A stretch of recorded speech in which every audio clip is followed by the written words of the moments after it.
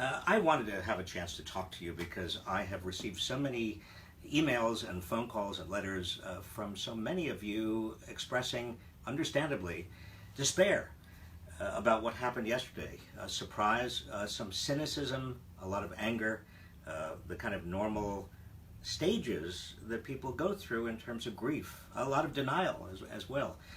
And so I thought it might be possibly useful, and I hope it is, if I just said a couple of things.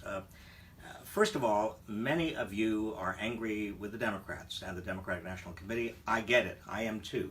If they had not exerted the kind of influence they did in the primaries, maybe Bernie Sanders would have been the candidate, maybe Bernie Sanders would have won. But they didn't, and he didn't. And we've got to look forward right now, and we've got to be as practical and as strategic as we possibly can be, accepting what happened and also accepting our despair about what happened. You can be upset, you can be angry, but I think it's also important for us to, after a decent pause where we kind of recollect ourselves and assimilate all of that, we move forward. We think about what needs to be done right now. I would say one of the most important things right now is to be sensitive to civil rights and civil liberties. Donald Trump unleashed the furies during this campaign, and there are a lot of people out there who are understandably frightened because they are immigrants or minorities.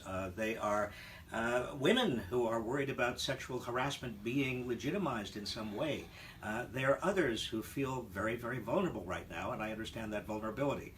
And it is incumbent on all of us to be extra sensitive to that vulnerability, to go out of our way to make sure that people are not bullied in the wake of this. And I have seen, not only in the United States, I'm old enough to have seen it, but I have seen historically and know about historically other instances where the mere fact that you have a prominent individual saying something is okay to do or say inspires others and releases out of the bottle that genie that should never be released out of that bottle. So all of us have absolutely a responsibility to be cognizant of others, to try to do as much as we can, even in our little orbits, to protect the vulnerable and to bring people together.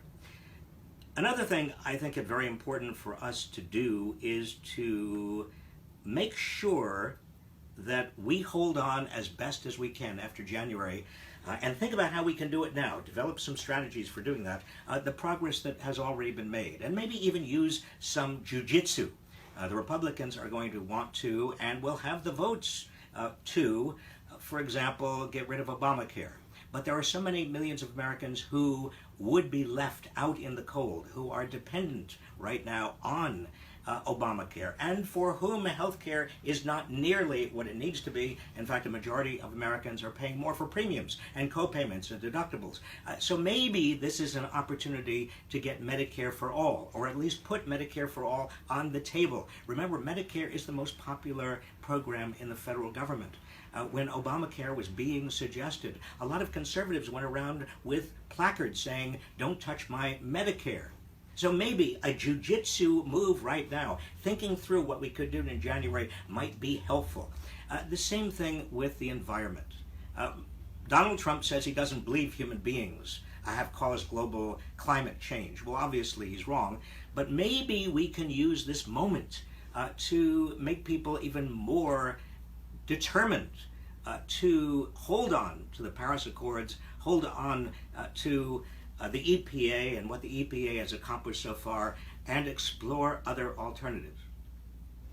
Let me say also, for those of us who are blessed, as I am, and as some of you are, to live in a progressive state, there are many things that we can now do, and we have, in my sense, an obligation to do as a model to the rest of the country. Not only raising the minimum wage and paid family leave, but also expanding health care at the state level and providing the kind of infrastructure, the kind of educational reforms that we would have hoped the federal government would have done. Tuition-free public higher education, for example. Some states might be able to do it. Close down some of the prisons and use that money, particularly for people who have been imprisoned for non-violent offenses, and use that money for free public higher education at the state level. Let's see if it's possible. See if it's possible in big states, in big progressive states like California and Massachusetts and Oregon and Washington and elsewhere. I think it also is incumbent on us in these next months to be thinking very, very hard about 2018 and also 2020. Who are we going to be pushing? Who do we want to represent us in the primaries, in the Democratic primaries, maybe even the Republican primaries? Remember the success the Tea Party had in going after those primary elections. And remember also the importance of all of us coming up with candidates. Maybe you running yourself, school board or city council, or maybe even for Congress in those elections. Finally, there is an opportunity now to remake the Democratic Party. The Democratic Party is in shambles. In fact, there is a lot of soul-searching going on, rightfully, justifiably so, in terms of what the Democratic Party is or should be. Maybe now is an opportunity, or over the next 6 months or 8 months, for us to suggest changes in which the Democratic Party is really representing more of the poor, more of the working class, is not just a party that goes after the white swing vote in the suburbs, is not just a party that goes after big money, but a party that actually is listening to most Americans, particularly sensitive to widening inequality, particularly sensitive to the corruption that widening inequality generates when you have huge wealth at the top that is being channeled and used in order to gain influence, to get even more wealth. Maybe right now is the best time when Donald Trump, with his authoritarian populism, has shown indirectly that Bernie Sanders and his alternative of progressive populism is critically important. So, essentially what I want to say to you is I certainly understand your feelings. I share them. I woke up this morning feeling absolutely, almost in despair. But there's a lot of work to do. Please do not fall into cynicism. Cynicism is a self-fulfilling prophecy.